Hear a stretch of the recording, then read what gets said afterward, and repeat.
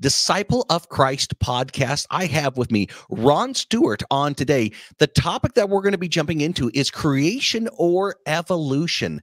And there's reasons why we're jumping into that. Let me at least start with this. Senor Ron Stuart, will you give us who you are, where you're from, and at least hit us with why this topic is of interest to you? Jacob, thanks. Appreciate the introduction. I just want to first thank you for being willing to do this forum and to talk about this topic and to kind of lay it out as to why it is important now. Just about me, I grew up pretty typical. I grew up in the church, Eagle Scout. I'm jumping through the hoops, right? I went on a mission, went to college. Got married. To the point of evolution, why is this important? I just growing up and in the church, the narrative is the gospel that Adam and Eve, God created the world, and then they partook of the fruit. They fell from the garden, and there was no death prior to the fall. And in Revelations and also in Doctrine and Covenants 77, Joseph Smith and John talk about the seven seals, or the 7,000 years of the earth's temporal existence. And there was no death on the earth prior to the fall of Adam, prior to the start of this 7,000 years. And, and I think growing up as a little boy, especially, we all go through the phase of dinosaurs and how cool dinosaurs are, right? And especially the bigger, scarier ones like T-Rex. And so I went through that phase as well, obviously. But then as I got older, I started to think, okay, well, what's going on here? What gives? No death prior to the fall, but yet all these creatures lived and died 30, 60 million years ago. They both can't coexist. And so that's kind of, and a popular, I think the most popular kind of, and I find this too, it's pretty typical that people like to, if we get to a topic that's uncomfortable, we don't like to talk about it, especially in the polite circles of the church. We just want to put it up on a shelf and not deal with it. We don't want the walls to come tumbling down. Exactly. And so when it comes to evolution, this has kind of been one of those topics.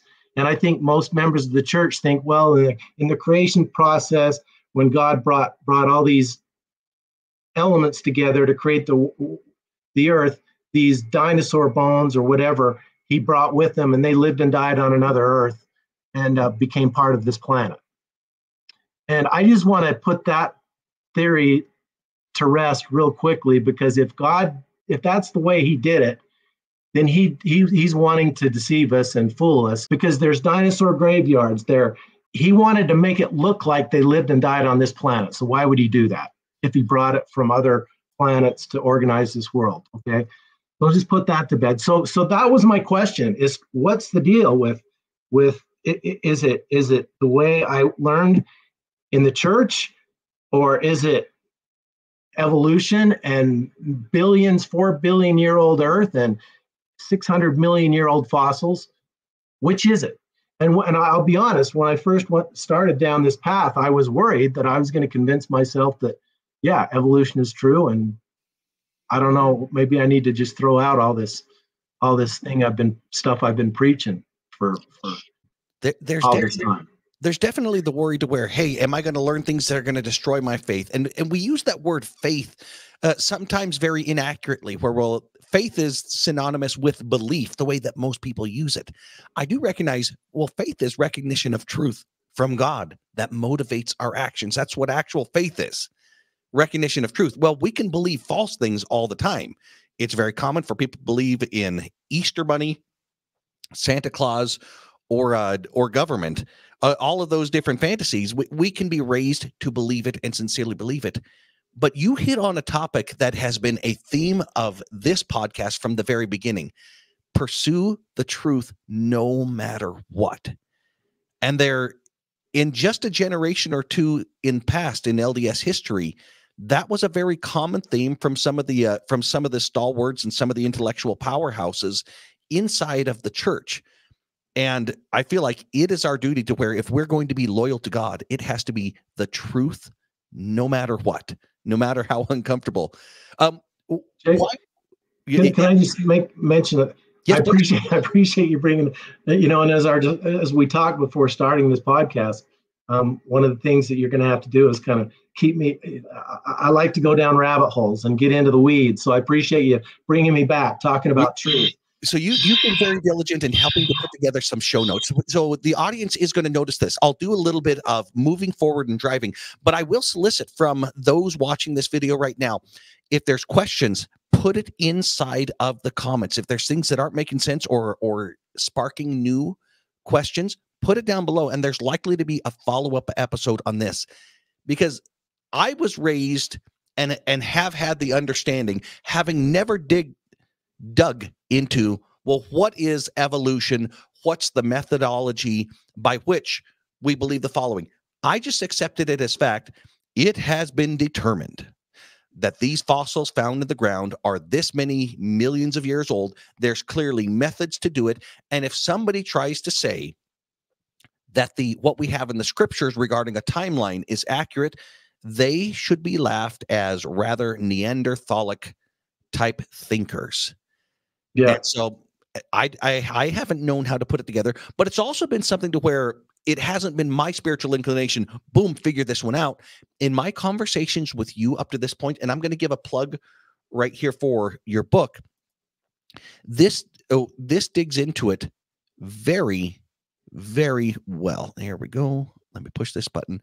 And please tell us if somebody wants to read, give us the quick outline, the 60-second version of what you dive into in this book and how people might get a copy of it for themselves. Okay, yeah, sure, Jacob. And I would just mention too, as part of my introduction, what I should have included was, when it comes to the pursuit of truth, the base of my testimony has always been the truthfulness of what the prophet Joseph Smith did and the Book of Mormon. That's been my base. And so anytime I come across something that kind of flies in the face of that, I gotta know, I gotta figure it out. And so that's kind of what happened with my book and the whole evolution thing. I'm not looking to make any money here. I just want to get to the truth. I want to get the truth out. Like I mentioned, when I went into this, I thought, I was concerned. I thought, well, maybe I'm going to talk myself into evolution. And after 2 years of research, it's just the opposite. And I'll just lay it out right out of the chute.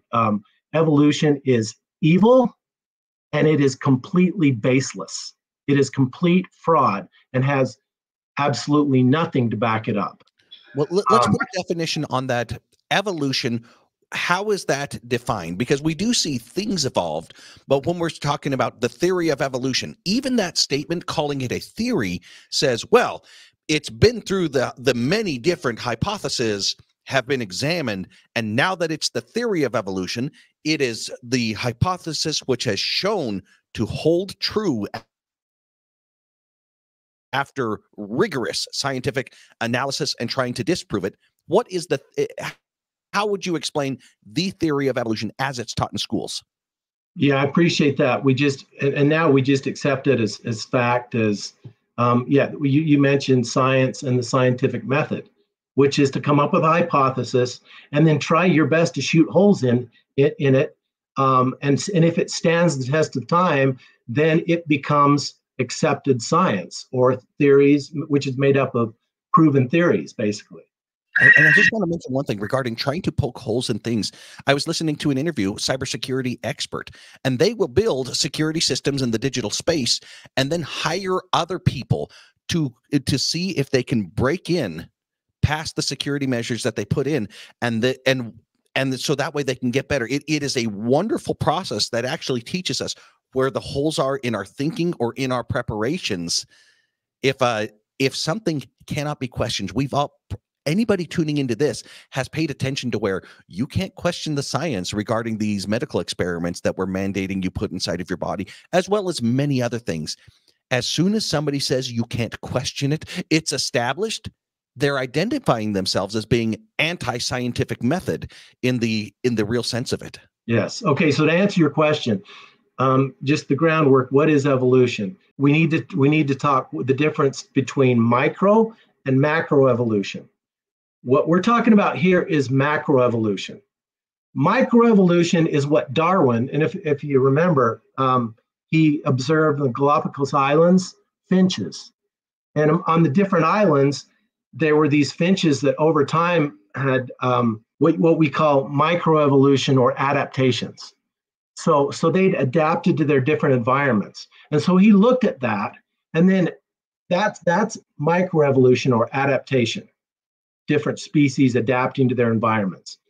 But then macroevolution is completely taking a leap and saying one species would morph into a completely different species, like from ape to man, right? So that is macroevolution. And evolution is claiming that we here that are putting together a podcast using the systems that we have for the internet, discussing the secrets of the universe, contemplating our existence with God, that we started off as single cell organisms in the slime of earthly creation. Yes, and then go back even a billion or so years prior to that, and that's roughly the age of the Earth that evolutionists have assigned to it is about 4.5 billion years old. And so yes, after first there was the Big Bang, and then a billion or so years after that, there was a somehow miraculously, spontaneously, a single-celled organism magically came into life out of this primordial soup stuff. And yeah, and it eventually became us. This is probably my favorite example of microevolution. There was, if you type into YouTube, Russian fox experiment, a pretty amazing thing. These black foxes that were being kept in cages for their pelts to sell them for money, they were difficult to keep because they were aggressive, they were wild, trying to be kept in cages. The owner of this fox farm brought in a biologist to saying, hey, how can we make these easier to keep in domestication, in captivity? And the experiment that they did, he puts his glove forward. The foxes that were aggressive and would try to bite it would not be allowed to breed. The ones that seemed either curious or at least didn't show aggressive were allowed to breed. And within just a few generations of these foxes being selectively bred, they used to be all nearly identical looking black foxes. Now they're getting different colors, patches around their eyes, floppy ears. And it happened very fast on that controlled breeding level to where they seemed like completely different species than what they all came from just a few generations earlier. So that would be microevolution. And my favorite example of it. Yeah, you're seeing it there on the screen.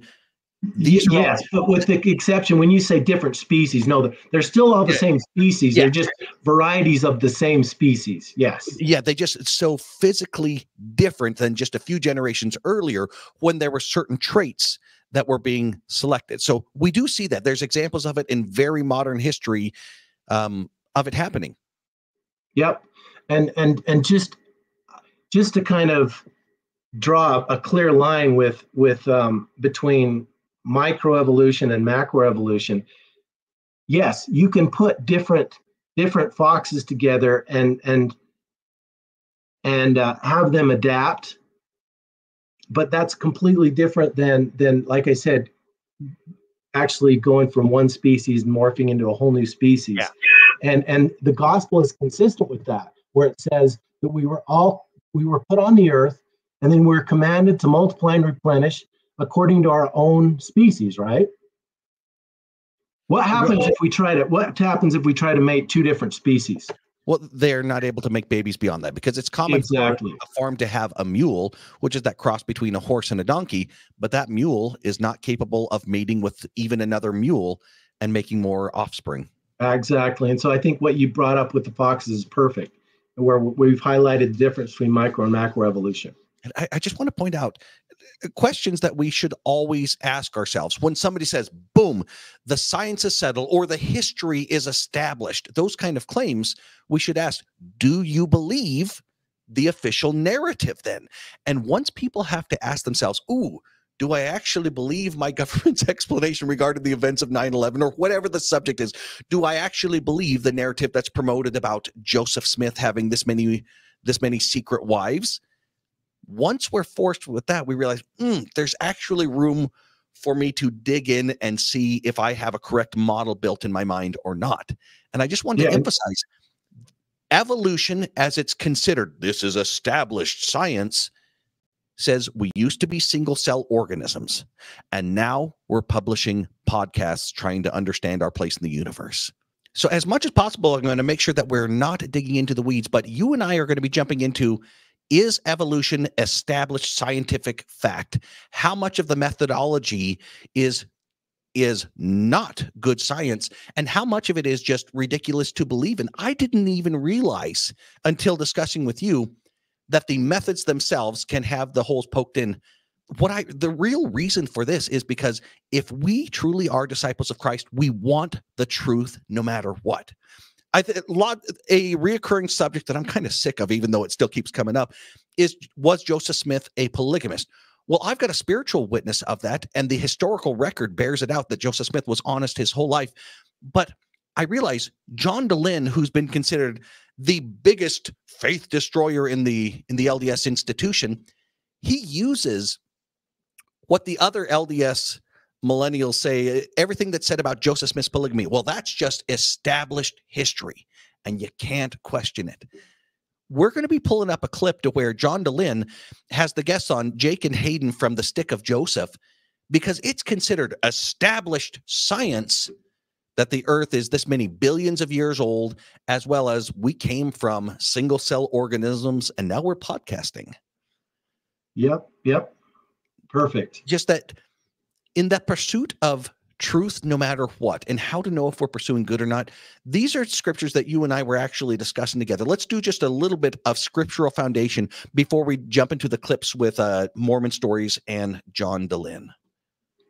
Yeah, and I appreciate that, Jacob. I don't want to pussyfoot around this whatsoever. I mean, I'm laying down the gauntlet that evolution is not to be trivialized or trifled with. There is no truth to support it. It is evil, and it is completely false and a complete fraud, and has no evidence to support it. We talked about the scientific method. Well, what we find is evolution in this respect, in the scientific method and proven science, it's a complete departure from that. Not only did they not come up with a hypothesis and then try to shoot holes in it, they came up with a hypothesis. We've got to, basically, Satan coming out and saying, we've got to destroy God and get him out of the picture. And so not only are we not going to try to shoot holes in it, complete opposite. We're going to prop it up every way we can and make people think that there are no holes. There are going to be those, when you say we're taking on the theory of evolution, they're going to recoil. And I just want to give a reminder what the theory of evolution proposes. You and I here used to be, we came from single-celled organisms. Now we're doing this. And the billions of years old, that's what's being taken on. And I love just pursue the truth no matter what. Let's give a little bit of scriptural basis for this mindset. Moroni, in the very last chapter that we have in the Book of Mormon, says, whatsoever thing is good is just and true. Wherefore, nothing that is good denieth the Christ, but acknowledgeth that he is. How do you see evolution denying the Christ? Well, evolution, basically, what it says is that it happened from great Big Bang to single cell organism to us. This all happened through natural selection and survival of the fittest. And basically the telestial order, or the law of the jungle. I mean, it's completely antithetical to a celestial order. What I'm saying is evolution is completely antithetical to this scripture. It completely denies the Christ. It takes Christ and God out of the picture, eliminates them. Whereas polygamy, we talked, polygamy perverts God. Evolution completely removes God. There's another one that you brought to my attention, and this is the teachings of Korihor and Antichrist. Oh, yes. We think of Darwin as the first evolutionist. Actually, this is the exact doctrine of Korihor. So I appreciate, yes, let's go through this. And many more such things did he say unto them, telling them that there could be no atonement made for the sins of men, but every man fared in this life according to the management of the creature. Therefore, every man prospered according to his genius, and that every man conquered according to his strength. And whatsoever a man did was no crime. We got Alma chapter 30. That's the doctrine being promoted, saying, ain't no atonement, ain't no Jesus Christ. So what happens to the natural man when we take God out of the picture? They become animalistic. And whatever they do is no crime, because we what does he say? We prosper according to our own genius, survival of the fittest. This is exactly the same as Darwin's theory of evolution. Well, and those who embrace this kind of doctrine, there's no sin in lying. If they can deceive somebody, that's part of their genius that they attribute. And I think about the animal kingdom in general doesn't have standards regarding morality that they discuss and write books about and try to know God's will. They're just going by whatever their biological instincts are. We are a different kind of creature. That's why their standards regarding faithfulness to one's spouse, we see in the entire mammal kingdom, the males in general, there's going to be a few dominant that do all of the reproduction and breeding. And that animalistic practice is what was introduced by Brigham Young and became the standard in the church, the animal kingdom standard, rather than the standard that God had given through Joseph Smith. Yeah, the law of the jungle. And you mentioned Brigham Young, and can you even imagine, and I never knew this, but the doctrine was preached over the pulpit that the higher up in the priesthood you married, if you were a woman, the better your chances of gaining exaltation. How is that not the law of the jungle? There are many things that are pleasing to the carnal mind. Yes. Taught by Brigham Young. Yes. Let's go to, and Korihor put forth his hand and wrote, saying, I know that I am dumb, for I cannot speak. And I know that nothing save it were the power of God could bring this upon me. Yea, and I always knew that there was a God. But behold, give us your thoughts on that. Yeah, so Jacob, this is where, so now Korihor has been exposed, and he recognizes that he was deceived. And so now this is kind of what we're doing in this podcast with evolution. We're kind of pulling back the curtain and saying, look, the emperor has no clothes.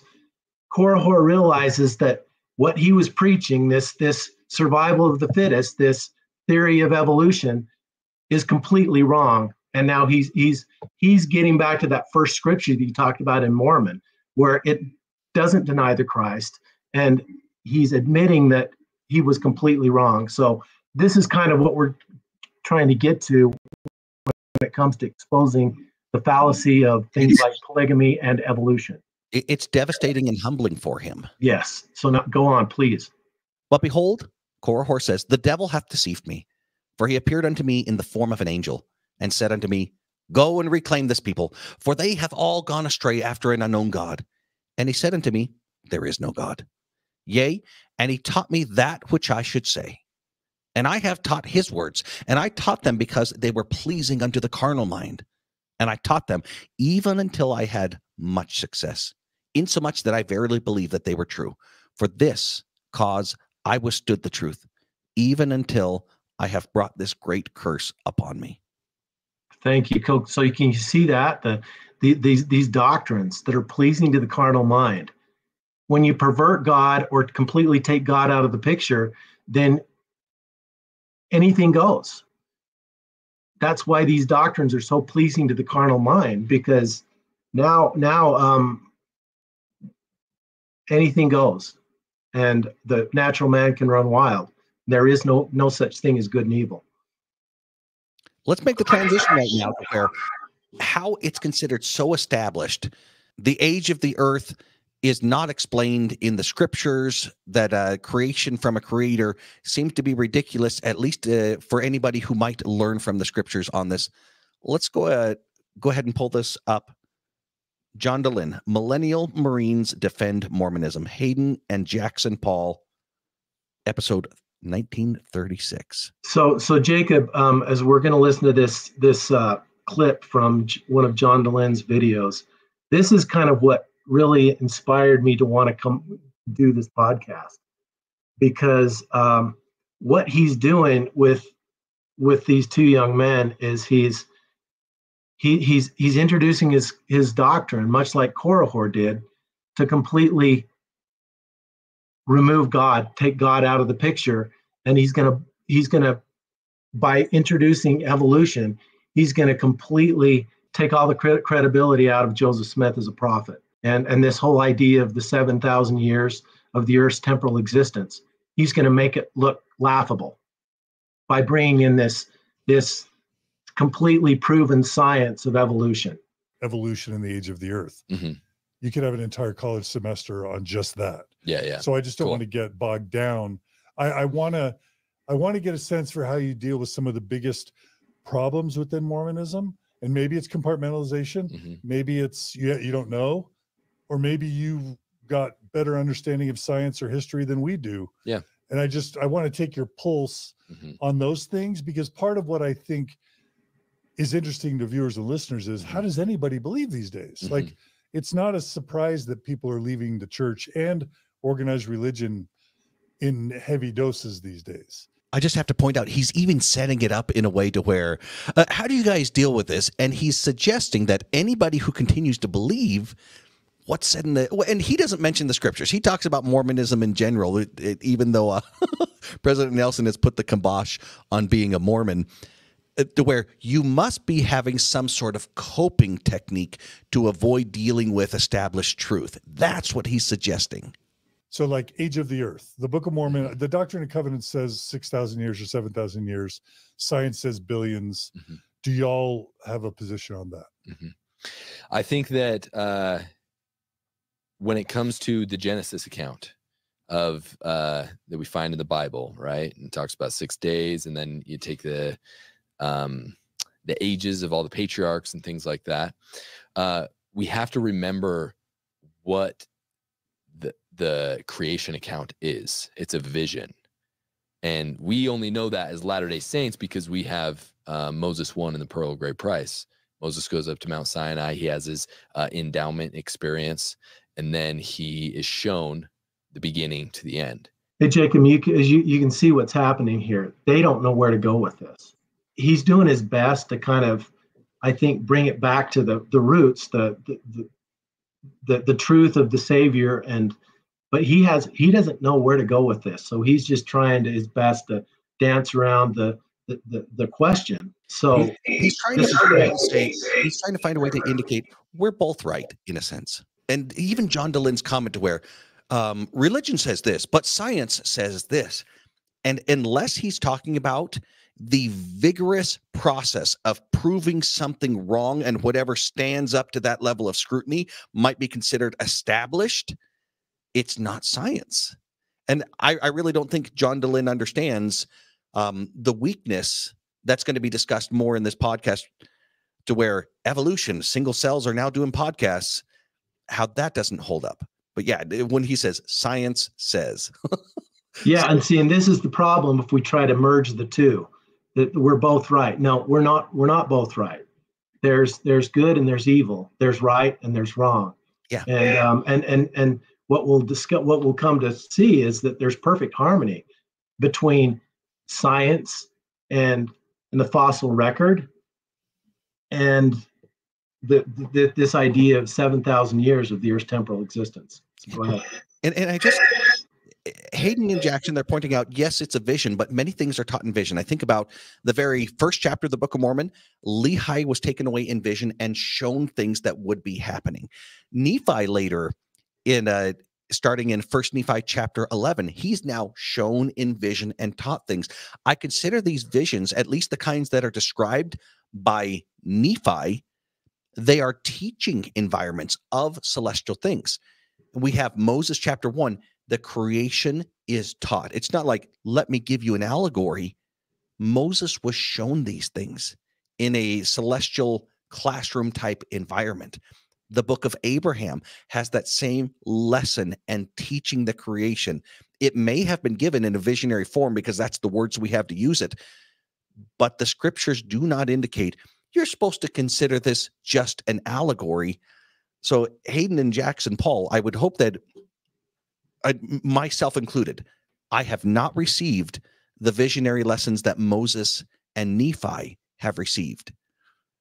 I would hope that all of us would repent, that we might learn these things for ourselves and see where it falls into place. Well, and the ironic thing too is, and I'm hoping that, in fact, I'd love to have the talk with these guys, and go through this with them. The ironic thing is that they just completed going through the Holy Land, showing that the Book of Mormon is not allegorical; it's actual physical places. It actually happened, and actually traveling through the path that Lehi and his family took to show that it's not allegorical. It actually happened, and so. This same thing here, this 7,000 years is not an allegory or just a vision. This is actually how it happened. And so, but he just doesn't have that piece to kind of answer John Dehlin directly. Yeah, to where it's going to be just symbolic when I need it to be symbolic, but it's going to be literal when I think I can prove that it's literal. Yes. And it's a very honest answer to say, I don't know. I do that oftentimes. Sometimes it may have been better to say, I don't know here. Well, exactly. Let's see where they go from here. Genesis is part of that vision. What I will say is that there's not another vision in Scripture that is taken as literal history. For example, like the book of Daniel, it talks about dreams. It talks about dreams, right? And he's having a vision and he sees a man, he sees the rock rolling down. Like, it's not like, oh, this is an account of a historical event. It's same with like Lehi's Tree of Life vision. It is a vision and it means something, but we're not like going around digging in the desert looking for an iron rod and for a large and spacious building, right? And so when it comes to the Genesis account, its purpose is not to tell us a history, it's to teach us deep spiritual truths. So does this mean you're billions? You're on the billions? I would say, I actually really like that question from him, because yes, they're giving an answer how they're viewing it, and he's asking a follow-up question to say, so do you have a position on the timeline? I don't know. Like, I don't know. I guess I don't care that much is maybe so a big if your son answer. says, Dad, how old is the Earth? You would say, I don't know. I don't know. It's real You old. wouldn't say science says it's billions of years old. No, I'd probably say that. Like, science says billions of years old, but we don't know. I don't know. And when you're saying the Genesis, are you talking about Noah's Ark, Tower of Babel? All of those are visions that Moses had. No, I'm talking specifically the Garden of Eden and creation account. But you don't just go, science says billions, so my answer is billions. Is that because you're not as confident with scientific consensus? I just don't know. I just don't know. I mean, scientific consensus is like, knowledge is like, this is our best theory. I think it's a good theory, and I think I'm familiar with it, and so. All right, Ron, I'm going to have to ask you some of the same questions because I want to get your thoughts. So if you were asked that same question, is the Earth billions of years old? And I guess the second part would be, do you believe it's just allegorical, the whole creation with a Garden of Eden and Adam and Eve? Just an allegory given in vision form, or is there reality to it? Absolutely not. I believe completely that there's reality. It's interesting that John Dehlin, in this just a few minutes, has gotten, and what's his name? Aiden? Yeah, last name Paul for these guys. Yeah, to admit that that evolution is a good theory. Even referring to it as science, as in what John Dehlin says is science. Bam. Well, you're clearly referring to what is established in our minds, including my own up until rather recently. I've just considered this is established. But unless it has been scrutinized by those most interested in proving it false and it still stands up, it's not established science. Yeah, and he's admitting to John Dehlin, yeah, I think it's a good theory. He's saying, yeah, Korihor, I think what you're saying, that there is no God, and it's okay to do whatever we want and survival of the fittest. I think that's a good theory. That could be true. I just don't know, but Okay. I don't think it's crazy. What about Jackson? Yeah, I mean, I would say I don't know as well, because a lot of things in science, it's true until it's not. And so one thing could be this many years old until new evidence comes out that it's older or not as old. So when the Doctrine and Covenants says 6,000 or 7,000 years, what do y'all do with that? It says 6,000 years of the Earth's temporal existence. Now, what that specifically means in terms of the existence, the length that this Earth has existed, I don't know exactly. Temporal existence meaning since man has been on, or since, I don't know. Okay. Yeah. Okay. So what do y'all think about evolution that started out as, you know, some type of life, simple life forms, and we've evolved from lower life forms as humans? Yeah. What do y'all think about evolution? What I get from the Genesis account is that God created the tabernacles of man. I don't know how he did it, exactly what the details are, but he created the tabernacle of man, and it wasn't until he breathed in spirit that it became man. I don't know the details of how that happened, but what I do believe is that God played a role in the creation of everything. Let me ask you, Ron, what's he describing? What form of evolution is Hayden Paul describing right here? Okay, so this is where we're getting into theistic evolution. Remember the statement that if we compromise with evil, evil always wins? Well, he's saying, okay, yeah, it's okay to believe in evolution, but that could have been how God did it. That's like saying, Korihor saying that, or believing what Korihor's saying, that there's not a compromise here. We can't compromise. Either God exists and he did it, or he doesn't exist. He's not going to use satanic doctrine of survival of the fittest and anything goes. So this idea to try to merge the two into a theistic evolution just does not hold water. It's like water and oil. We can't bring them together. We're going to get into some of the specifics, I think, a little bit later in this conversation, but John DeLynn is pointing out what he considers established science. We used to be more primitive creatures, and now we are making podcasts and going to the moon and other things. And if that's true, then it took billions of years from the single-celled organism to us. And so this idea of 7,000-year Earth's temporal existence is ridiculous. So you're open to I'm evolution? open. Yeah. Okay. Yeah, similar.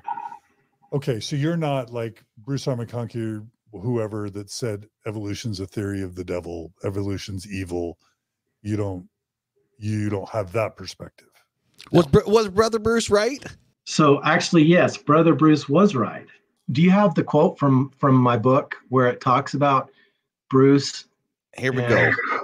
Yeah, if you could just read that, Jacob, I think it'd be awesome. Here we go. The literary expertise of a Ron Stuart. Bruce R. McConkie, a late member of the Quorum of the 12 Apostles in the Church of Jesus Christ of Latter-day Saints, gave a talk entitled The Pillars of the Plan of Salvation, where he identified 3 pillars which are fundamental to Christianity and our faith, and upon which the plan of salvation is supported. These 3 pillars are 1, the creation, 2, the fall, 3, the atonement.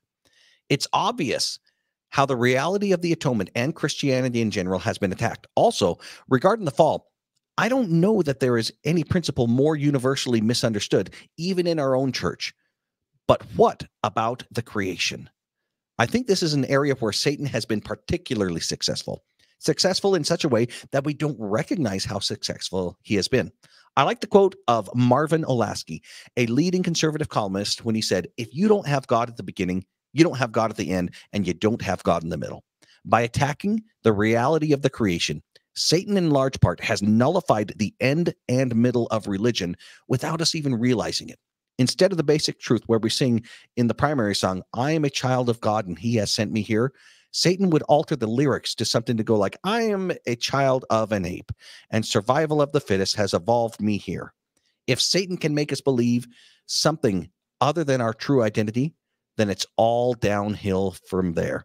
For this reason, I believe the theory of evolution is one of the most pernicious falsehoods to ever be perpetrated on the family of man. Not only is this the topic of my T-Rex and the larger issue of the principle of creation, I'll end it right there. So you're hitting it right there, and you're not messing around, throwing some punches. You're not the child. You don't believe you're the child of an ape. And it's interesting that, yeah, I can understand why John Dehlin would consider that it's established science. That's what I've at least recognized that seems to be the most defensible position is this evolution. And he's gotten them to agree. Yeah, evolution could have been. It's a good theory. That could have been how God did it. Why isn't this being taken on more in discussions? Why isn't there people that are debating this? Why is this considered off limits in universities? Yeah, I think we've covered what we wanted to here, in that we're basically taking God out of the picture with the theory of evolution, and it also blew Joseph Smith out of the water too, in regards to D&C 77 and 7,000 years of the temporal existence. If Doctrine and Covenants is saying this timeline, then clearly he and all of Christianity are laughable. And we've got Hayden and Jackson Paul saying, well, you make a very clear point. They're not willing to resist the idea that we used to be apes. Yeah, so you introduce doctrine like polygamy, and you blow Joseph Smith out of the water because he was a liar and a cheat. You bring in the theory of evolution, and you blow Joseph Smith out of the water because there's no way that science supports a 7,000-year Earth's temporal existence. Let's go to some of these questions right here. We've already talked about micro versus macro evolution. Microevolution is shown by Darwin when he was seeing the different kinds of finches that developed in certain ways. We've seen it in recent history, the Russian fox experiment, where that's micro. Macro evolution. You know, we could really get into the weeds, and I'll say right up front, yes, I went through all the classes at Utah State, chemistry and physics, calculus and all that, but I'm not a scientist. So we're just going to keep it simple, and we're going to bring up 4 or 5 points that completely brings everything into focus and shows that there is absolutely no, and we'll ask the question, does this point support evolution, or does it support a 7,000-year Earth's temporal existence and revelations in D&C 77, how Joseph Smith said it happened? Does it support that? Yeah, the first and second laws of thermodynamics. So the reason I really like this is, okay, so we've been fed this diatribe of how evolution is proven science. Let's see how it stacks up to the most proven. Give us the understanding of the first and second laws of thermodynamics. Yeah, so just to lay the groundwork here, the first and second laws of thermodynamics are the best proven laws we have in science. Okay, so if that's the case and evolution is proven science, then it should be in harmony with the first and second laws of thermodynamics, right?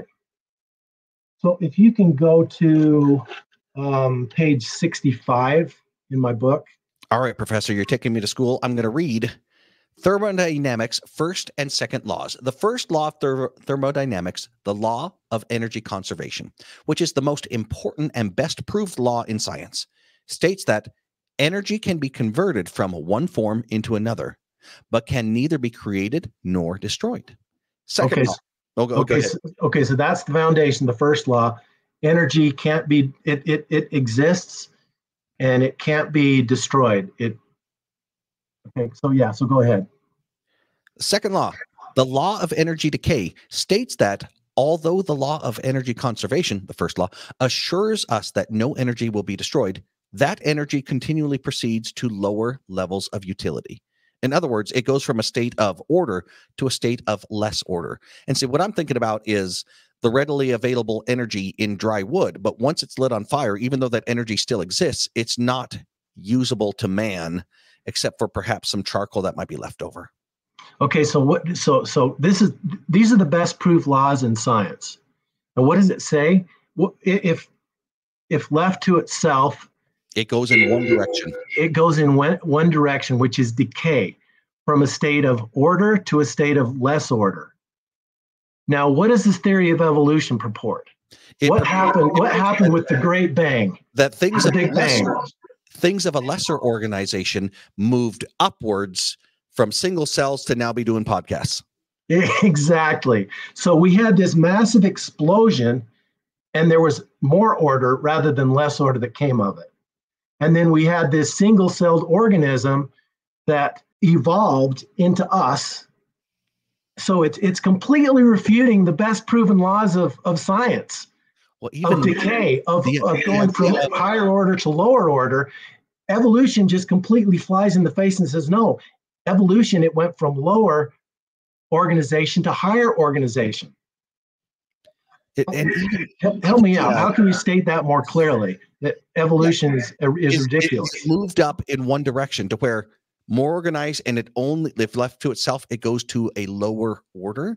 Yes. Yeah. So it's not. It shouldn't. It's when we talk about the first and second laws of thermodynamics, reality is not evolution. It's devolution or decay. And so without a lot of energy being put into things like the final dispensation and then this burst of revelation that came from Joseph Smith, without that power being infused into our existence, this is the law, the law of decay. And we see, and the interesting thing is, we see that and John Dehlin, he goes on to talk about, well, what about these cave carvings 30,000 years ago and blah, blah, blah. But what a couple of good examples of this idea of decay, if we go back in time and look at the earliest forms of language, they're not grunts and kind of just sounds and these hieroglyphics in caves. No, they're even better formed and more advanced than our current language today. So it completely refutes that we're evolving. Actually, the earliest languages that are known to man on record are completely formed in even a higher level of speaking than what we have today. You do point that out in your book. The oldest language that can be reasonably reconstructed is already modern, sophisticated, and complete from an evolutionary point of view. How about that? The earliest known writings and languages are already modern. These findings are completely inconsistent with Darwin's theory that language developed over time. Because, well, some of these earliest writings, if it's already putting out forms, things that would be most utilitarian would be just instructions on something on how to make your life better. If the earliest stuff is already well beyond that, how would that just wouldn't be consistent with the monkeys are now trying to do written language? And what would it be consistent with? Remember with Adam, he had the perfect language, right? The Adamic language. Yeah, a language already completely formed. And what we see is consistent with our history. It's consistent with the first and second laws of thermodynamics. We see a devolution or a decay from the Adamic language. And even age of people back then, the patriarchs, they lived to be almost 1,000 years old. How long do we live today? Oh, it's just a fraction of that. Exactly. So not only is evolution completely contrary to the laws of thermodynamics, but what we see in actuality is the first and second laws of thermodynamics, or decay, and going from a higher order to lower order, not the other way around. Bottom line is evolution it completely flies in the face of the best proven laws in science. Let's take on a little bit of this. Age of the Earth, 4.5 billion years. Takes a long time to eliminate God. Why and how 4.5 billion years? Now, my understanding, carbon dating proves dinosaurs. Is that true? That is absolutely not true. So let me just, and we could look at, we can go more depth into this in my book, but let me just high level it. carbon dating is only good back 5 to 10,000 years at most. So that's why if you were to talk to an evolutionist, it would be heresy to talk about using carbon dating to date dinosaurs, because they know that carbon dating is only good to 5 to 10,000 years back. So it's very good to show dates of more recent. So like if we're doing archaeology in the Egyptian ruins, then carbon dating works very well, because that we're only talking back 3, 4, 5,000 years. And so give us kind of the high level understanding. How does carbon dating work? Okay, so all physical things, including our bodies, is made up of primarily 2 types of carbon, carbon-12 and carbon-14. Carbon-14 is ingested. It basically comes from the atmosphere and is formed through photosynthesis in plants.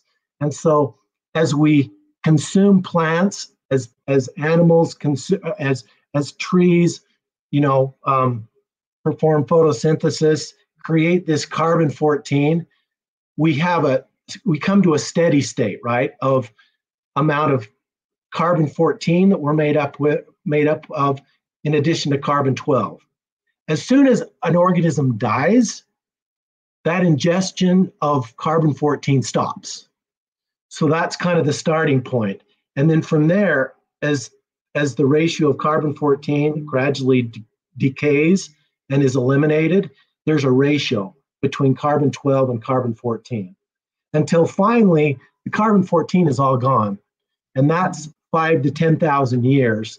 So if carbon-14 is all gone, we can know with a bit of certainty it is beyond 10,000 years old. Yes, so carbon dating, all it does is looks at the ratio between carbon-14 and carbon-12. The longer an organism goes from dying, the less and less amount or ratio of carbon-14 to carbon-12. Does that make sense? Yeah. So let's get some understanding of this. We know it's not carbon dating that makes people feel like it's established science that the Earth is this young, this old. Give us the rundown of stratigraphy. And I'm going to do a Google image search so I can get some pictures of this, and I'm going to pull up some stuff in your book. Yeah. So since carbon dating cannot be used to verify or validate evolution, they have to come up with a different manner of dating and showing that the Earth is very old. And that's where we come up with stratigraphy, which is the most common way that that these scientists and evolutionists validate evolution. There we go. That's a picture that's coming up. Okay, so what the evolutionist or the paleontologist will say is each one of those layers it took millions and millions of years for each one of those layers to have been formed. So the farther down you go, the older the strata is. So if we find a fossil in a layer of strata, what we'll do then is assign an age to that fossil based on the strata. And then any other fossil we find in that above or below that strata, we'll assign it a corresponding age. So it's basically like layers. If it's as many layers on top, we're going to estimate it to be this time frame. If it's this many layers, that time frame. Yeah, and so recognizing that it takes a long time, 4.5 billion years, to take God out of the picture, we've got to assign very old dates to this strata. And then when we find a dinosaur fossil in one of these strata, it's got to be very old, because that was a long time ago in the process of evolution. So it's just random that they assign these dates to this strata, because it can't be quantified based on something exact like carbon dating. So all of a sudden we find out that they're just making this stuff up. They're the ones that assign these really old dates to the strata, and then they support it with the fossil record. And so they have to have a story which fits with this 4.5 billion year old evolutionary theory and have a smooth fossil record going from earliest organisms to us. Okay, so according to science, they've got these layers of strata, and what they call it is stratigraphy. And then from there, they have a reference technique based on the strata and how old they've assigned this layer of strata. That's the age of the fossils. This is how they're kind of proving that the Earth is very old, and these fossils are very old to very recent, depending on the strata they're found in. Okay, well, this is where we completely throw that out on its head, like we did with the law of thermodynamics, throwing evolution out on its head just in general. Well, this this is what we would call a polystrate fossil. So now remember, each layer of strata took millions of years to be laid down over time, correct? And what are we seeing right there in the middle? What we're seeing there is a tree fossil, which it runs from the alone, it's got to be at least 20 feet tall. Yeah, it runs through multiple layers of strata. Each strata was supposed to have taken millions of years to be laid down.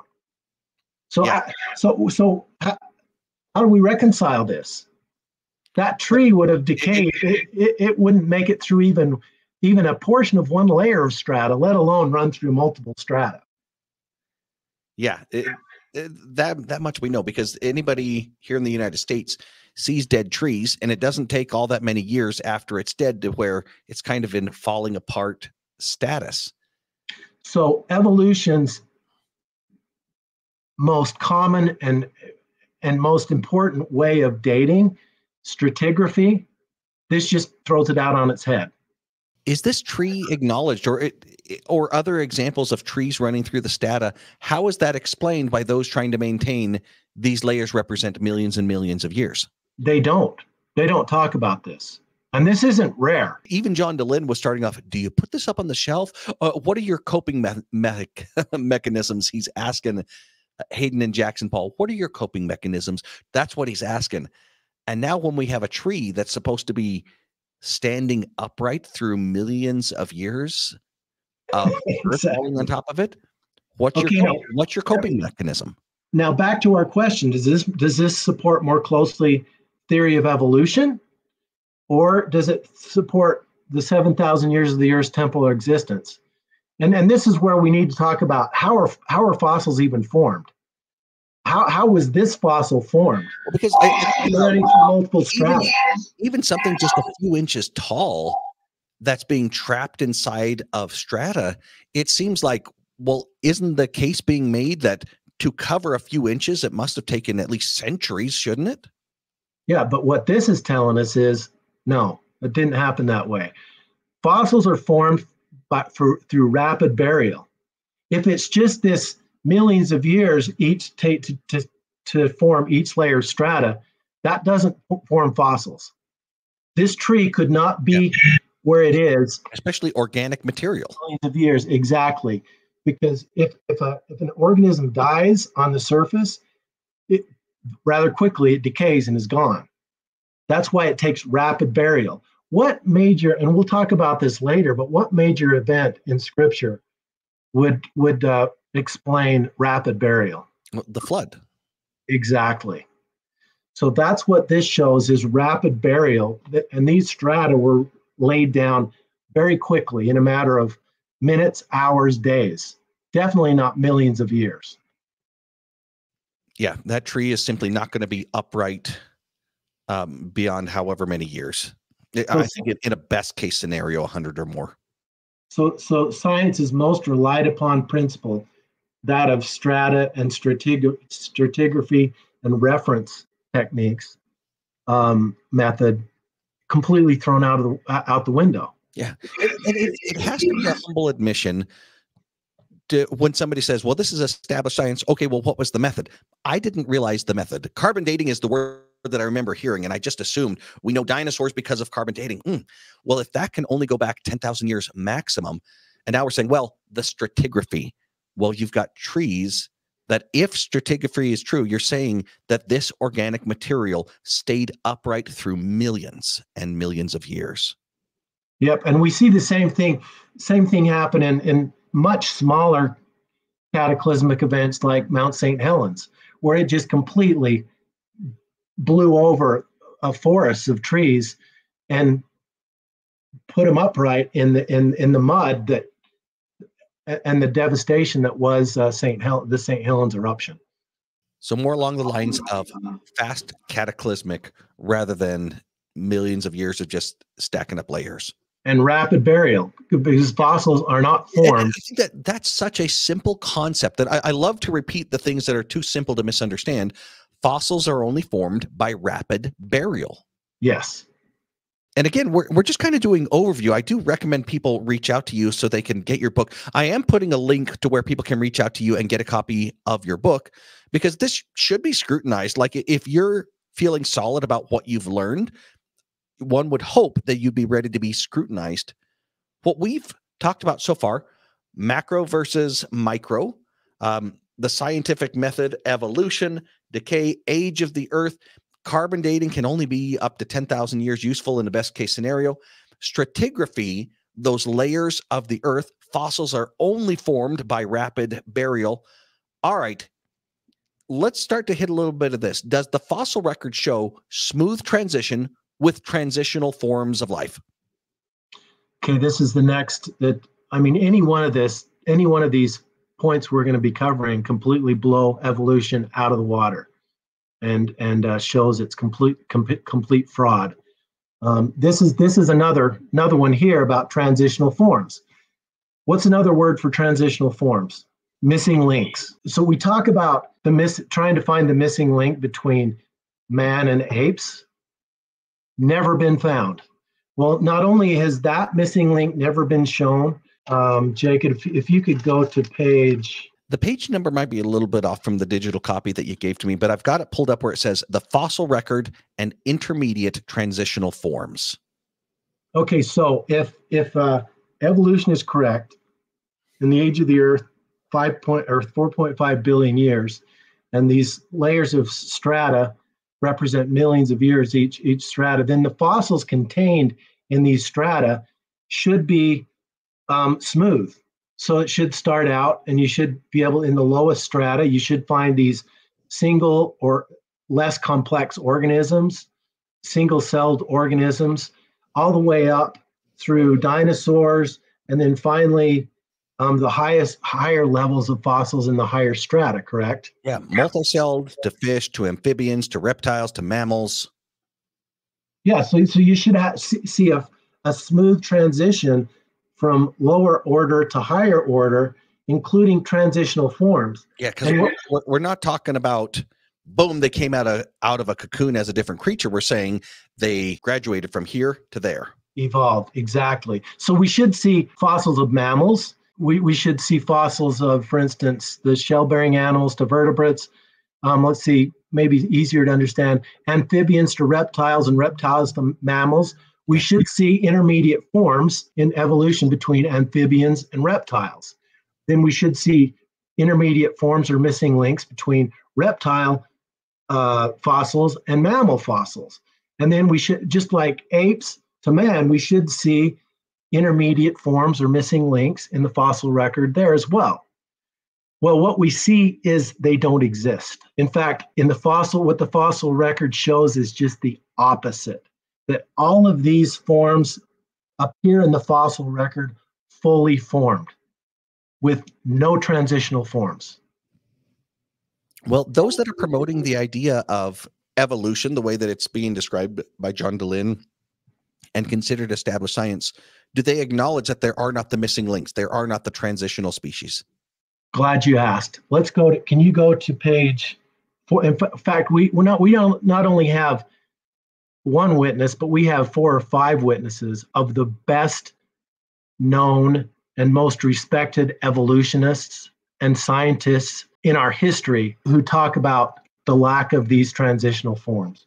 Academy of Science, bottom of page 41. Yeah, here we go. First statement inside of your book. According to the National Academy of Science, NAS, a National Society of Science scholars and lead organization used by the NSTA to back up its positions. Quote, studies in evolutionary biology have led to the conclusion that human beings arose from ancestral primates. This association was hotly debated among scientists in Darwin's day. But today, there is no significant scientific doubt about the close evolutionary relationships among all primates, including humans. Okay, so that it looks like, hey, done. Argument over, right? Evolution exists, and there's no argument that of this smooth transition from lower forms to higher forms, and that we came from on our relationship to primates. Yeah, there's no question. It's proven science. A statement like this, I get to just say, so how are you coping with avoiding the truth? Exactly. If this statement is true, I get to just mock you for not pursuing the truth. Okay, so now let's read. Is that where we're at? The Cambrian explosion? Yeah.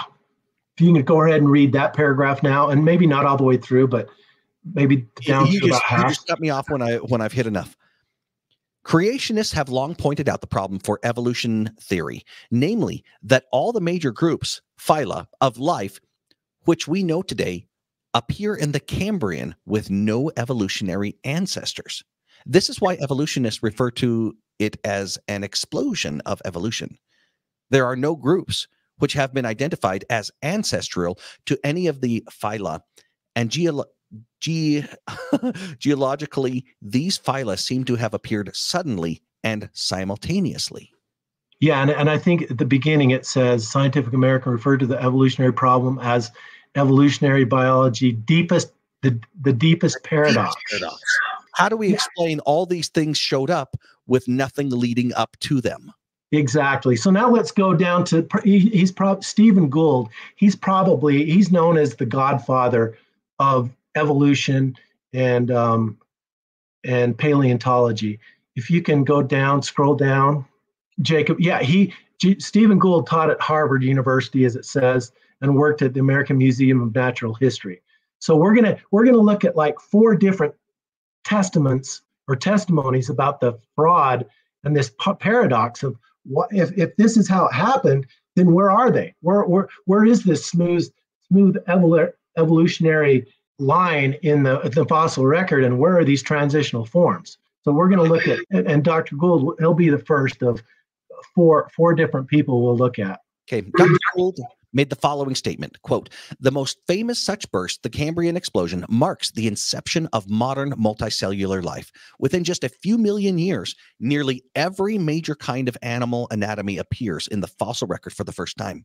The Precambrian record is now sufficiently good that the old rationale about undiscovered sequences of smoothly transitional forms will no longer wash. Thanks. So, well, they exist. These transitional forms exist. We just haven't found them yet. He's saying no, that doesn't wash. And he's a dyed-in-the-wool evolutionist. So he's like saying, yeah, we can't explain this paradox. So now let's go down, if we can, to the top of the next page, Dr. Colin Patterson. The late Dr. Colin Patterson, senior paleontologist of the British Museum of Natural History, wrote a book titled Evolution. When questioned why he hadn't included any pictures of transitional forms in his book, he wrote, I fully agree with your comment about the lack of direct illustration of evolutionary transitions in my book. If I knew of any, fossil or living, I would certainly have included them. I will lay it on the line. There is not one such fossil for which one could make a watertight argument. Okay, thanks. That's acknowledgement. And what do we say in the mouths of 2 or 3 witnesses? Okay, so now let's go down to, this is Dr. Gould again. Dr. Gould made another statement as follows. The absence of fossil evidence for intermediary stages between major transitions in organic design, indeed, our inability, even in our imagination, to construct functional intermediates in many cases, has been a persistent and nagging problem for gradualistic accounts of evolution. I regard the failure to find a clear vector of progress in life's history as the most puzzling fact of the fossil record. Okay, thanks. Now let's just one more right below him, Stephen M. Stanley. Stephen M. Stanley, professor of paleontology at Johns Hopkins University, stated the following: in fact, the fossil record does not convincingly document a single transition from one species to another. Okay, drop the mic. Boom. Zero transitions. Zero. The fossil record not only does not support evolution, it's completely contradictory. And these are evolutionary. And just to verify, these are all statements made from those who promote evolution as established scientific fact. Yeah. So how can you reconcile this with the statement of the Academy of Sciences that says there's no longer any doubt or any cause to even it's proven science. It's ridiculous on its face. It just completely falls apart time and time and time again, this argument for evolution. And so I would finish this last point regarding transitional forms. It completely refutes evolution, but what is it very consistent with? It's consistent with creation, that there was a design. Because I'm thinking of what we have in the book of Genesis, in the book of Moses, in the book of Abraham, and even inside of the LDS endowment regarding the creation. There was deliberate making of species. They appear in the fossil record all completely formed. Yeah. In other words, if you're saying that fish later became reptiles, where's the transition? We have fish and we have reptiles. Where's the in-between? But now if you believe in a creation and that they are we're all placed on this earth fully formed, completely consistent. Yeah, which still allow us to see micro evolutions like the Russian fox experiment or the finches that Darwin is studying. I even think about, imagine if professional basketball players only dated and made babies with other members of families of a professional basketball players. It would seem like, holy cow, this is an entirely different group and all of them are this tall and this athletic. That would be an example of microevolution just based upon selective breeding. I just find this so fascinating regarding the idea of microevolution. This freakishly muscular bull, there's no genetic alterations. This is exclusively selective breeding. They selected for a gene that gives like a double muscle fiber. So you get these freakish comic book looking muscular bulls. Look at the rump on that thing. So we no longer have to have our muscles implanted to make us look buffed. We can. Yeah, in other words, there would be no way around it if humans were only making babies with others that have a certain feature. That feature would be super duper pronounced. I mean, we still see the differences in different countries, the different continents, the obvious physical differences. Scandinavian nations tend to have these larger these taller blue-eyed people. Other parts of the country are going to have, other parts of the world will have different. That's all example of micro, and all of them are capable of producing offspring with one another. Yes. Hey, Jacob, this might be a good time to talk just briefly about the Grand Canyon, because we're kind of closing the transitions and the stratigraphy and the reference model and all that. If you look at the Grand Canyon, you can see all these layers of strata. And what would evolution purport? How many years did it take the Grand Canyon to form? Millions and millions of years for water to carve out that strata, for water to expose that strata along these canyon walls. Okay, the problem with that is, and it just, if you know the facts, it just immediately you recognize the emperor as having no clothes. The rim of the Grand Canyon is about 7,000 feet. If you go upstream, the Colorado River enters the Grand Canyon at an elevation of about 2,000 feet. I'm just so what you have to believe is that millions of years ago, if the Colorado River is what formed the Grand Canyon, water would have had to flow uphill for millions of years to carve out the canyon. Just the massive, immense. I've never been to the Grand Canyon, but there's something that I hear. I've talked to those who have been to both. In Utah, there is Dead Horse Point, and it is just massive, magnificent canyon area that looks similar to what I'm seeing in the picture here. The claim is that the Colorado River started along the top here and over millions of years. Yeah, it flowed uphill. Carving all of this out. Yes. Well, and we've already refuted it because we know with polystrate fossils, and you can find polystrate fossils in the Grand Canyon. We know that it didn't take millions of years. We know that it was rapid burial, and that the Grand Canyon was formed in a matter of hours and days. And then as the waters receded from the Great Flood, or it could have been maybe one of the other major cataclysmic events that's documented in Scripture, but that this was think of it as this massive body of water, like Lake Bonneville. Yeah, Lake Bonneville. That's something amazing. Lake Bonneville is people can see that shoreline still depicted upon any of the mountainsides here, and you can find along hillsides fragments of seashells. Yep. So now imagine all this water is trapped. You have this massive dam that just breaks. Colorado River and the Grand Canyon was formed in a matter of minutes, hours, as this dam broke and just washed out. And how do we know that that's not the case? If you go down to the Gulf of Mexico, where the Colorado River empties out into the Gulf of Mexico, there is no delta of sediment. Can you imagine the delta there should be in the Gulf of Mexico from the millions of years of the Colorado River emptying out into the Gulf of Mexico? There is no delta. There's a video that I'm looking for real quick. Take the Grand Canyon in 1 minute. And he just there in Arizona. You see that he's got his water bottle, letting it seep into right there. And he's waiting until it starts to disappear. Look at that. and visually, we're seeing in what he's showing right there. We're seeing the same thing that we were seeing in the picture right here, just on a miniature scale. Do you know what, Jacob? I've never seen that. That is amazing. That is an incredible. And look, and now as he's pouring water on top right there and letting it run, watch what he's showing right there. Now it's carving out the strata that he just created. There's the Grand Canyon right there. How to create the Grand Canyon in 1 minute. And so I know there's going to be a natural reaction if it flies in the face of what we believe to be true. For you to make a statement like it was minutes or hours or days or years, but it's not millions of years. For a lot of people, it's going to be like, that's ridiculous.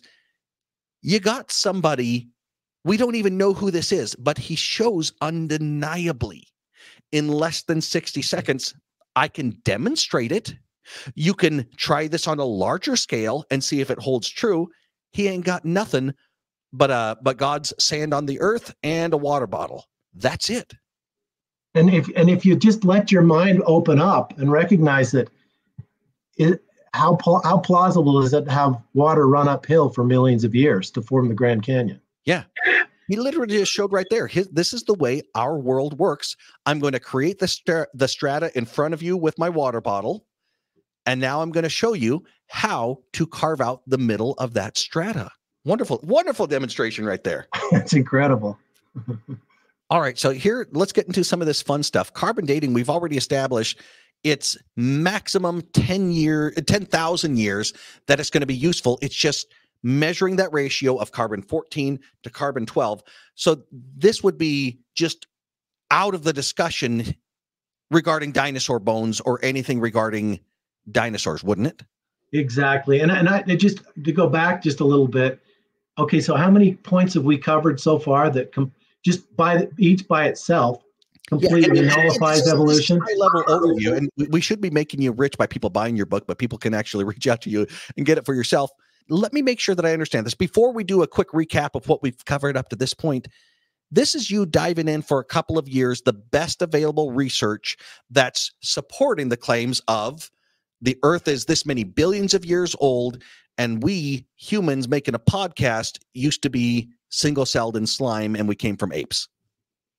Yep. Okay. And I just wanted to make the point. Okay, so we've got 3 or 4 points already that simply and completely refute evolution. So the next one, I just wanted to revisit carbon dating. Hey. So we already know that, you just mentioned that we can't use carbon dating. It would be ludicrous to try to carbon date a dinosaur bone. In fact, if you're a scientist and you try to do carbon dating on a dinosaur bone, that's heresy, and that gets you blackballed from the community. Yeah. But if dinosaurs really are contemporary to man, and that most of their fossils were created at the time of the flood, then shouldn't we be able to carbon date dinosaur bones? What would happen? Has that ever been tried? If the time frame is in thousands of years and not millions and billions, carbon dating would be a plausible, if not effective, method. Okay, so what if I told you that had been done, and we do have dates carbon dated on dinosaur bones? Heretic. Arrest this man. Okay, can we turn to, and we're going to have to find this. All right, I'm at page 101 inside of your book, Radiocarbon Dating Dinosaurs. Tell me what we're looking at here. Okay, so what we're looking at is actually a scientist who I spoke to actually has carbon dated dinosaur bones. And this is what he found. And so what it's going to say is dates from anywhere from 36,000 down to 9,000 years. So you're going to say, okay, well, so first of all, recognize that this is, from 100 million years down to just a few thousand years. So then you ask, okay, so why Ron, you told me that carbon dating is only good 5 to 10,000 years, but you've got 25,000, 16,000 years. So we won't go into detail about this, but what is believed is that prior to the flood, and even evolutionists agree with this, prior to the ice age, the earth was different. It was like this, it was like a jungle, it was an environment very habitable for dinosaurs. If the climate would have been completely different prior to the flood or back in the age of the dinosaurs, the starting point ratios of carbon-12 to carbon-14 would be completely different, which would skew the carbon dating of those types of fossils. So if you take that into account, that would bring these dates right in line with our today ratio, carbon-14 to carbon-12 of 0 to 7, 8, 9,000 years. Does that make sense? Yeah, I'm following you there. So what he's saying is, yes, carbon dating was done on dinosaur bones, a number of different types of dinosaurs, and these are the dates. They're not millions of years old. They're not hundreds of millions of years old. They are just thousands of years old. Glen Rose, Texas, 36,000 years. Johnson County, Wyoming, 11,000. Dinosaur National Monument, we're within 10,000. Yeah. Okay, so, and I think I explained. Can you read that paragraph below the dates? Yeah. How about that? The dates ranged from 9,890 years to 36,500 radiocarbon years. When you consider the factors we discussed last chapter, where pre-flood artifacts look older than they really are when carbon dated due to the lower pre-flood carbon-14 concentrations. These dates could match precisely with biblical timetables. And what a contrast from the 80 million year evolutionary age. Don't expect facilities like the lab at the University of Arizona to be analyzing dinosaur bones again anytime soon. Yeah, they were embarrassed by these results, and they blackballed the scientists that did it. That's Russia. It's Russian disinformation. Let's arrest them. That's right. So, Jacob, how does this comport with the scientific method and trying to shoot holes in? If the scientific method has anything, like, if I were to get a tattoo, it would be probably this phrase: the truth, no matter what. Whether it's the pursuit of truth through the scientific methodologies, or whether it's pursuit of knowing God through faithfulness, the truth, no matter what. And when they're saying, "Don't you dare try to recreate and either prove or falsify these results," it's people who do not care about the truth. I have so little respect. In fact, I have disrespect and contempt for such individuals. These are corahors. They want the only proof they want to listen to is what fits their narrative.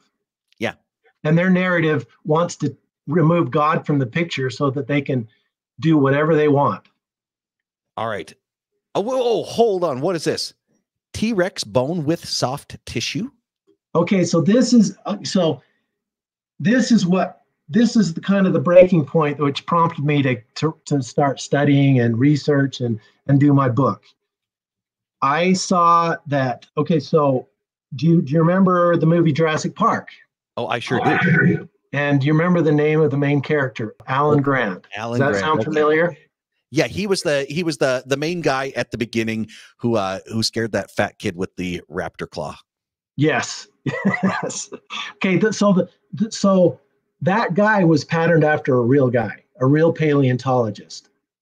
And his understudy, who really exists, and her name is, I can't remember her name now, but I spoke to her. She was involved in a dig where they found T-Rex fossil, but to remove them, they had to break the femur to remove the fossil. Okay. Guess what they found in this 200 million year old fossil when they broke it open? Soft tissue. Soft tissue. In fact, how is that possible? exactly. In fact, do you want to go to, I think it's page 108 that shows pictures of what she found. And this has been replicated since in other fossils when the bones have been broken. All right, I've got it pulled up inside of the book.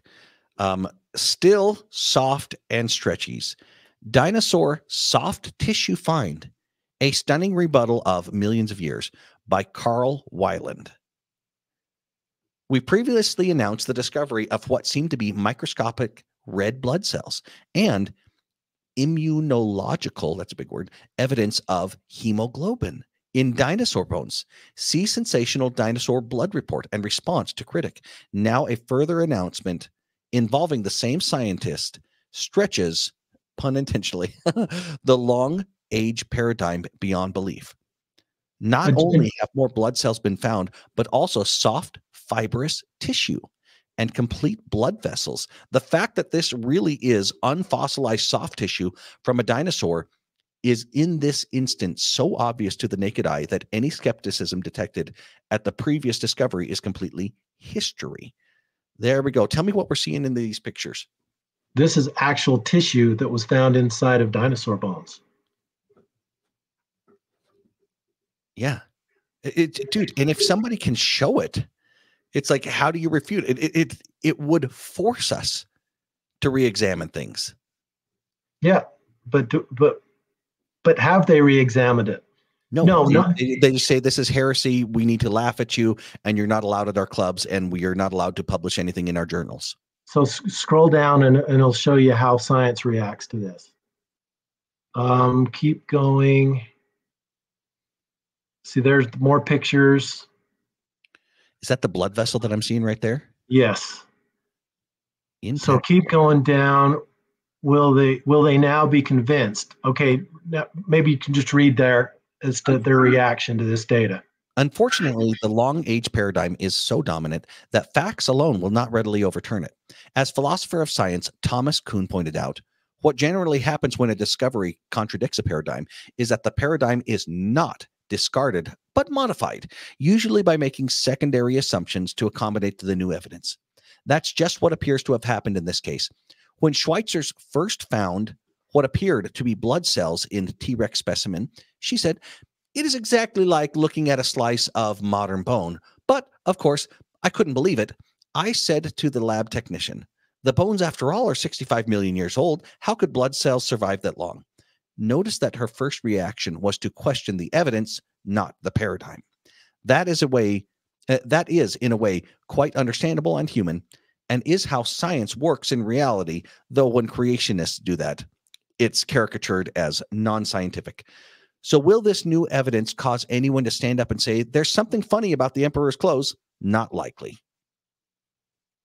Yeah, so isn't that what we do in the church with this idea of polygamy and whether or not Joseph practiced it? Since we already know that polygamy is from God, in light of this new evidence, we're just going to say that Joseph Smith was scared for his life, and so that's why he was lying about it. We know that he had to practice polygamy, so we're going to make him a liar rather than refute our paradigm. Exactly. Okay, I think how's that now? That's another. I mean, it's a definitely enough for us to chew on. It's enough for us to chew on. And again, I hope this is sparking some good comments, questions in here. I hope people are sending clips of this to John DeLynn and Stick of Joseph, because there's clearly more discussion that should be had. I know in general, when I take on, I used to have a political channel before I had the big spiritual awakening. When I would take on the socialists and communists in their views, I made it a point to be able to teach their positions more effectively than they can teach. And I would know it so well that I would feel like, this is how I refute it. I know their position better.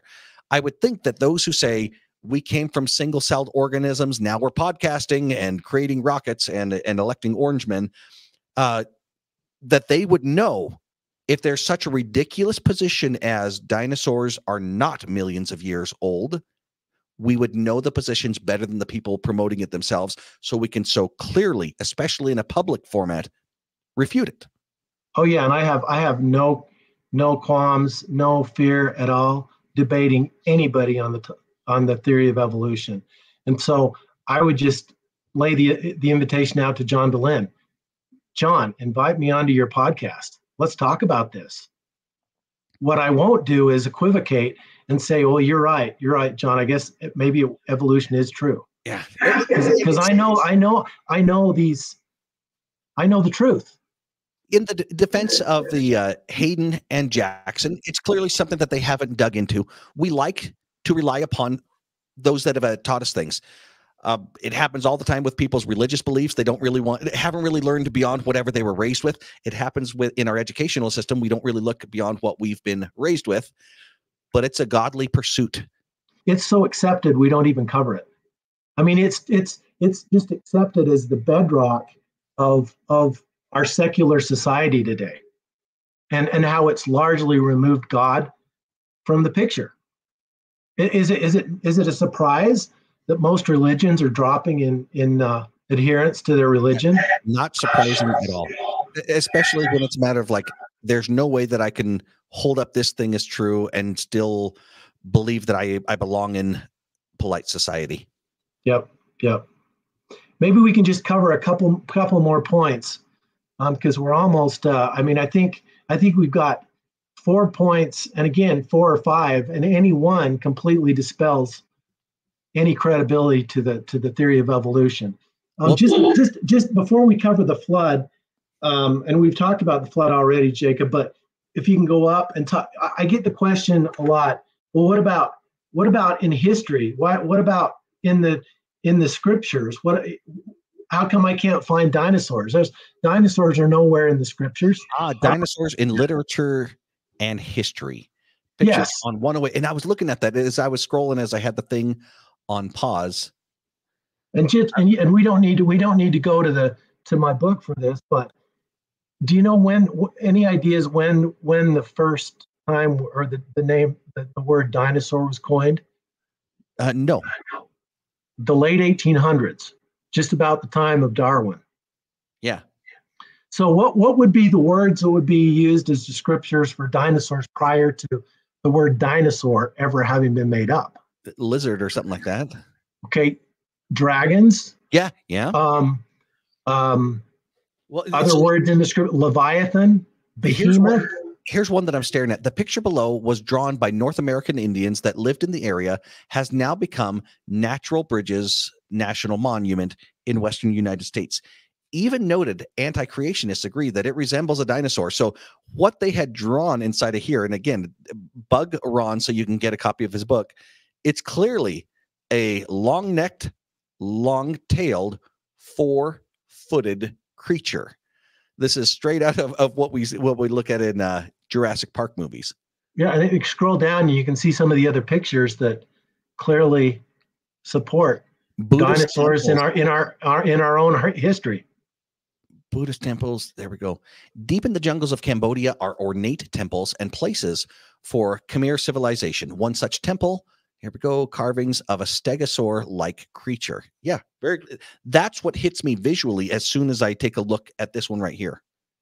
Yeah, so we've definitely got it there. But yeah, they wouldn't be using the same words that we are using. Correct. And so what I believe happened is most of the dinosaurs, and dinosaurs, I believe, were on Noah's Ark. You say, well, how could these huge creatures be on the Ark? Well, dinosaurs, like a lot of other creatures, they go through a growth spurt.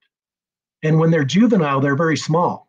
So every species of dinosaur could have been on, or at least most could have been on the Ark as smaller creature that's in their juvenile state.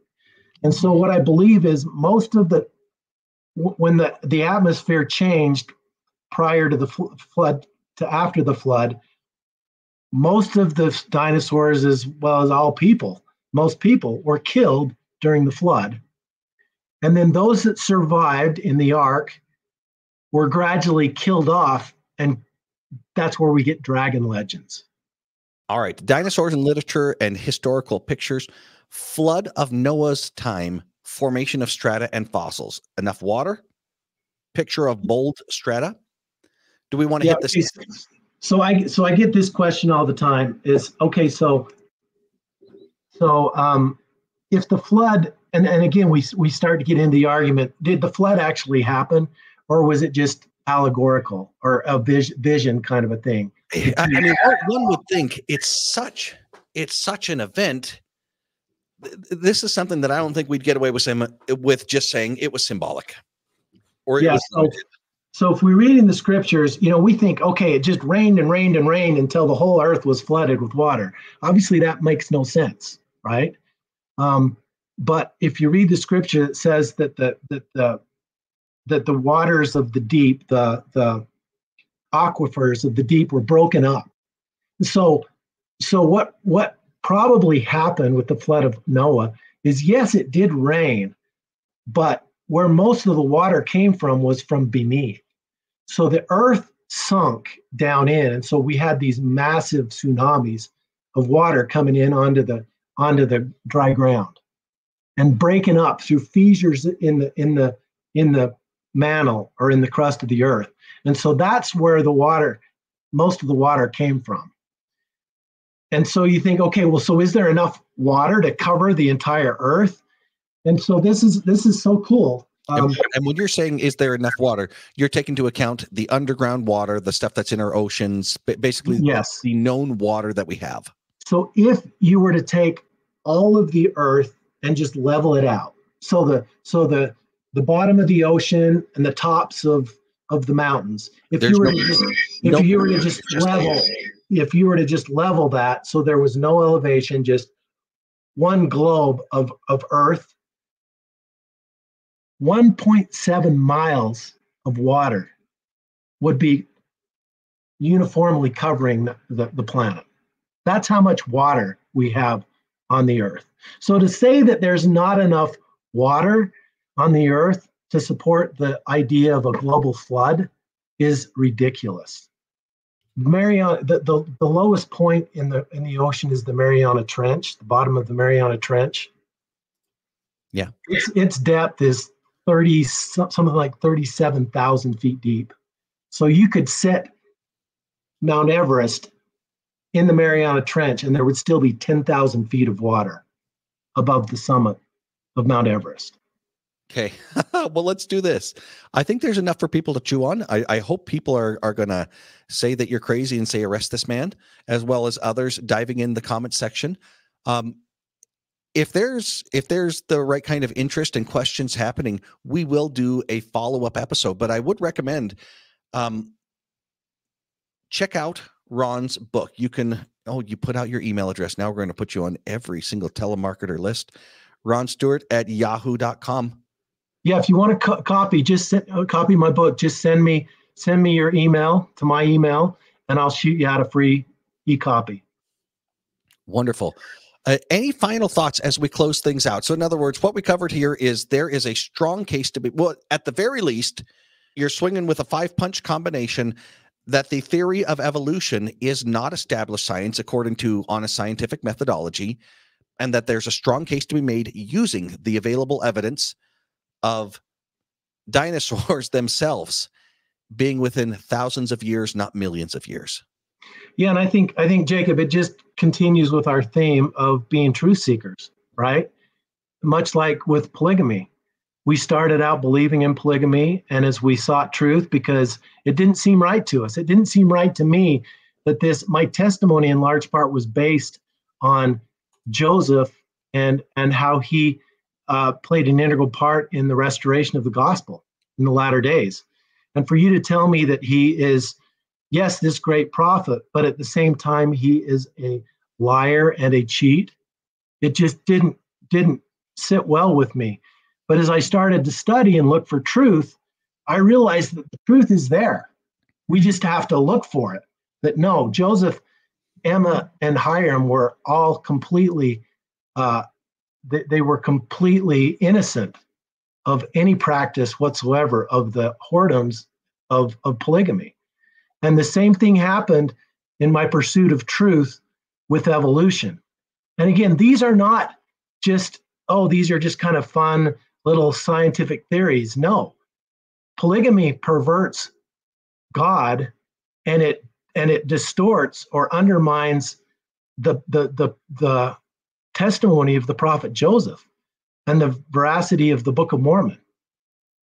And equally, evolution isn't just kind of a nice little, yeah, it could be true. No, it removes God from the picture and allows Satan to run rampant. And people to say, yeah, there is no God. Whatever I do is no sin, and it's pleasing to the carnal mind. Yeah. And so I hope what I hope to do here is to just do the opposite of destroy faith, but to bolster faith. And this idea of a 7,000 year temporal existence of the earth, the data supports it. And I'm not saying that the earth couldn't, I don't know how old the earth is prior to Adam being placed on the earth. What I do know is there was no death on the earth, and that all living things were placed fully formed in the Garden of Eden. And from that point, the fall till today is roughly 6,000 years. And so we should be, and even the prophet of the church, the LDS church, in the latest conference, he talked about the second coming being close. So we know that we're close to the advent of this final 7,000 years of the Earth's temporal existence, and have confidence that the natural science and the Earth and the fossil record and the strata all testifies of a God and testifies of this timeline, 7,000 years, and is consistent with our faith. There is no separation between science and religion. If we know the truth, they come together into perfect cohesion and consistency. Ron Stuart, it's absolutely wonderful spending time with you. And one more plug, for those who want to get a copy of his book, you'll find the information down below. I look forward to spending more time with you, good sir. Thanks so much, Jacob.